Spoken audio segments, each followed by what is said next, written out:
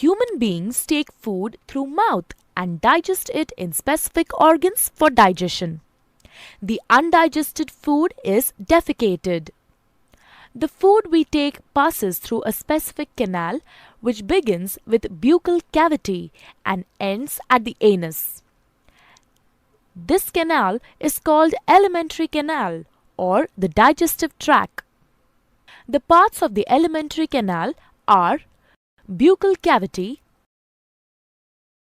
esophagus, stomach, large intestine, small intestine, rectum, and anus. The food gets digested gradually as it passes through the various parts of the tract. Digestive juices secreted by the salivary glands, liver, and pancreas also aid digestion. Mouth and the buccal cavity. Food intake in human beings is through mouth.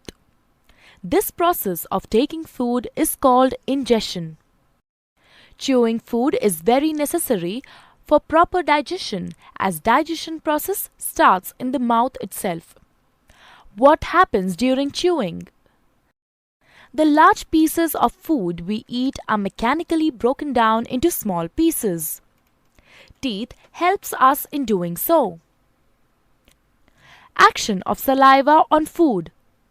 During chewing, food mixes with saliva. Saliva is secreted from salivary glands located on the lower jaw between the tongue and teeth. Saliva converts starch in the food into sugars and also softens the food. Tongue. Taste of food can be detected by the taste buds present on the tongue. Tongue is a fleshy muscular organ attached to the floor of the buccal cavity. It is free at the front and moves in all directions.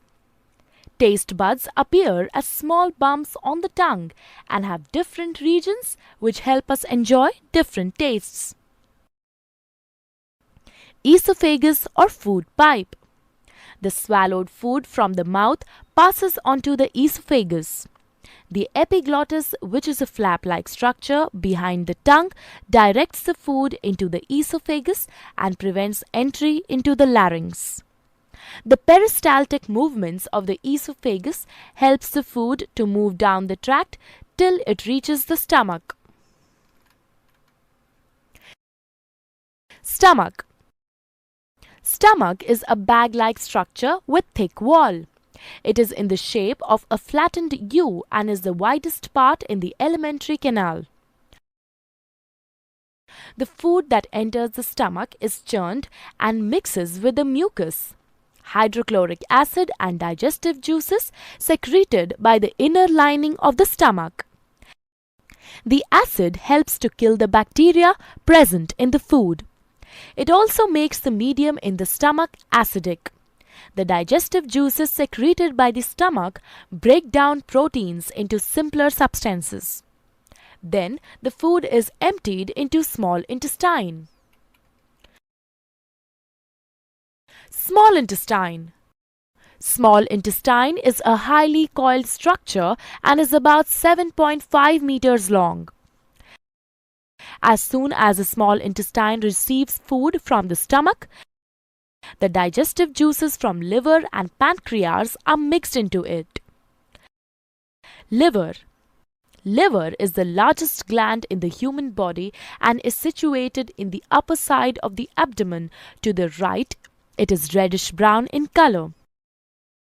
It secretes bile, which breaks down fats. Bile is stored in gallbladder between meals. Pancreas. Pancreas is a leaf-shaped and cream-colored gland located just below the stomach.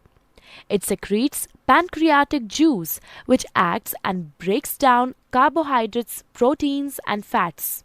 After this is completed, the partially digested food reaches the lower part of the small intestine, where intestinal juices act upon the food and completes digestion of any remaining components in food.